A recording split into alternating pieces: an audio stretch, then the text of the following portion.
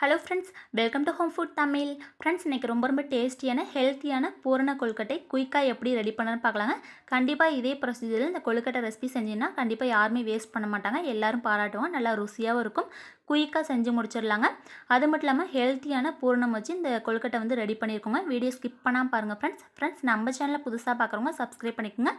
நான் எல்லா பொருளும் பார்த்தீங்கன்னா கரெக்டான மெஷர்மெண்ட்டோட மெஷர் பண்ணி சொல்லியிருக்கேன். வீடியோ ஸ்கிப் பண்ணாமல் பார்த்தீங்கன்னா தான் உங்களுக்கு புரியுங்க. இப்போ இந்த கொழுக்கட்டை ரெசிபிக்கு ஃபஸ்ட்டு பூரணம் வந்து ரெடி பண்ணிக்கலாங்க. 1 கப் அளவுக்கு வேர்க்கடலை வந்து எடுத்துக்கலாங்க. இந்த வேர்க்கடலை போட்டு பூரணம் வந்து ரெடி பண்ணி கொடுத்தோம்னா கண்டிப்பாக குழந்தைங்க வந்து நல்லா என்ஜாய் பண்ணி சாப்பிடுவாங்க. குழந்தைங்கலேருந்து பெரியவங்க வரைக்கும் எல்லாருமே வந்து சாப்பிடுவாங்க.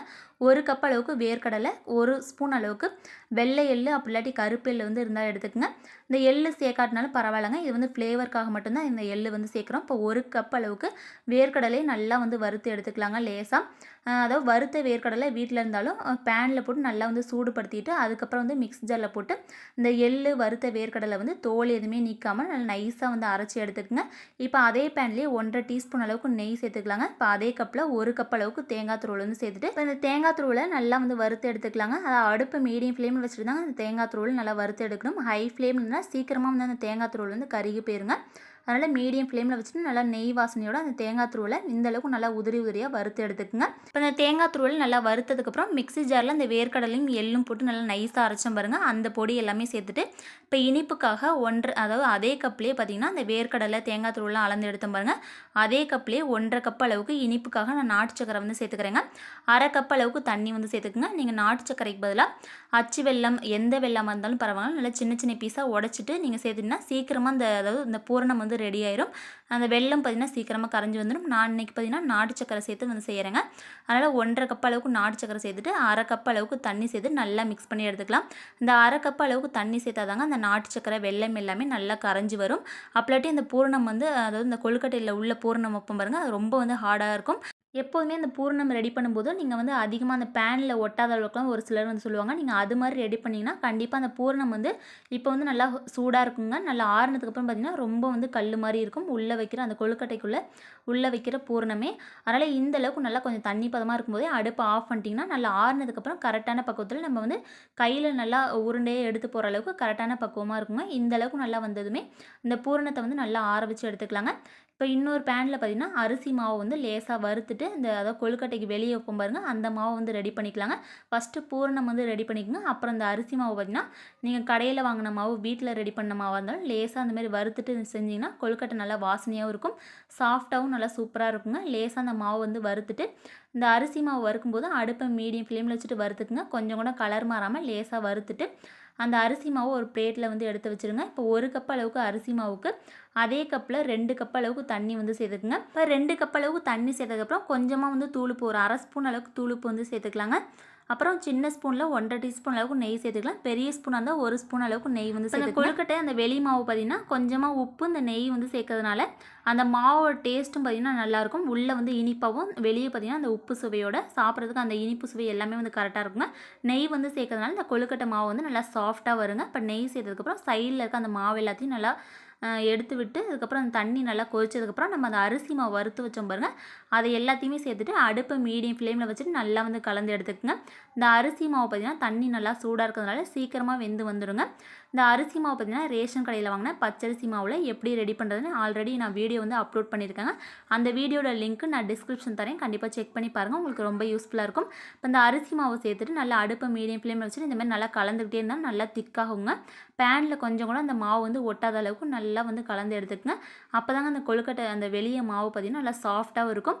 கொழுக்கட்டை வந்து கொஞ்சம் கூட விரிசல் இல்லாமல் பர்ஃபெக்டாக சூப்பராக வருங்க. இந்த மாவு பார்த்திங்கன்னா நல்லா வந்து ஒரு 2லேருந்து 3 நிமிஷத்துக்கு நல்லா கலந்து எடுத்துக்கங்க. நல்லா வெந்தும் வரும். நம்ம பிசைஞ்சு எடுக்கும்போது நல்லா சாஃப்டாக கிடைக்குங்க. இப்போ இந்த அளவுக்கு பார்த்திங்கன்னா பேனில் ஒட்டாத அளவுக்கு இந்த அரிசி மாவு வந்து நல்லா வேக வச்சு எடுத்துக்கோங்க. நீங்கள் வந்து கடையில் வாங்கின மாவாக இருந்தாலும் கரெக்டாக 1 கப் அளவுக்கு மாவுக்கு 2 கப் அளவுக்கு தண்ணி வந்து சேர்த்துக்குங்க. இப்போ அந்த மாவு பார்த்திங்கன்னா கொஞ்சம் கூட பேனில் ஒட்டாத அளவுக்கு நம்ம வந்து கையில் தண்ணி தொட்டு பார்க்கும்போது இந்தளவுக்கு கையிலையும் பார்த்திங்கன்னா அந்த மாவு வந்து அரிசி மாவு வந்து ஒட்டவே கூடாதுங்க.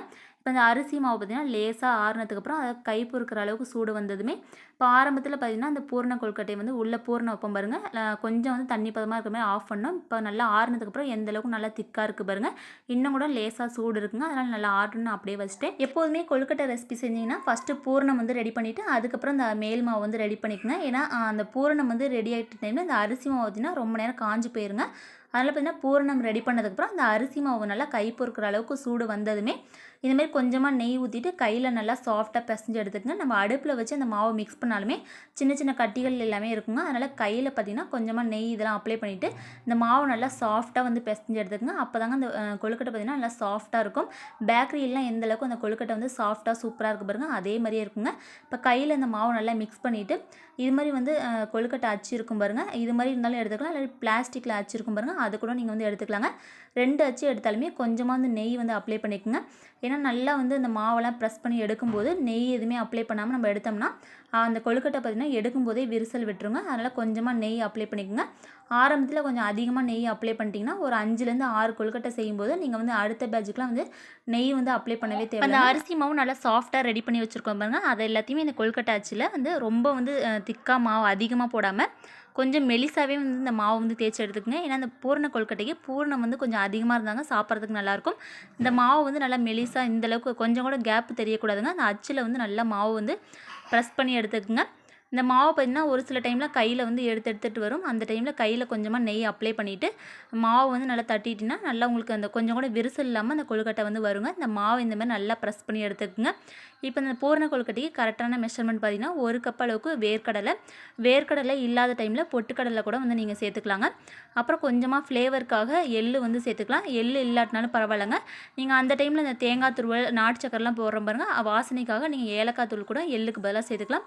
நான் வந்து ஏலக்காய் தூள் வந்து இல்லாதனால நான் வந்து எள்ளு வந்து சேர்த்துக்கிறேன். அதே மாதிரி ஒரு சில டைமில் அந்த பூரணம் வந்து எந்த அளவு மெஷர் பண்ணணும் நிறைய பேருக்கு கொஞ்சம் மறந்து போயிடும். நீங்கள் பார்த்திங்கன்னா 1/2 கப் அளவுக்கு அந்த பூரணம் ரெடி பண்ணும்போது 1/2 கப் அளவுக்கு தண்ணி, 1 கப் அளவுக்கு தேங்காய் துருவல், 1 கப் அளவுக்கு நம்ம வந்து வேர்க்கடலை வறுத்து வச்சோம் பாருங்கள் அந்த பொடி, அதுக்கப்புறம் பார்த்திங்கன்னா 1/2 கப் அளவுக்கு இனிப்புக்காக நாட்டு சக்கரை இல்லாட்டி வெள்ளமாக இருந்தாலும் நல்லா சின்ன சின்ன பீஸாக நுணுக்கிட்டு நீங்கள் சேர்த்திங்கன்னா சரியாக இருக்குங்க. இதாங்க பூரணத்துக்கு வந்து கரெக்டான மெஷர்மெண்ட். ஒரு சில டைம்லாம் பூரணம் வந்து வெறும் தேங்காய் துருவல் நாட்டு சக்கரை சேர்த்து கூட நீங்கள் வந்து ரெடி பண்ணிக்கலாம்.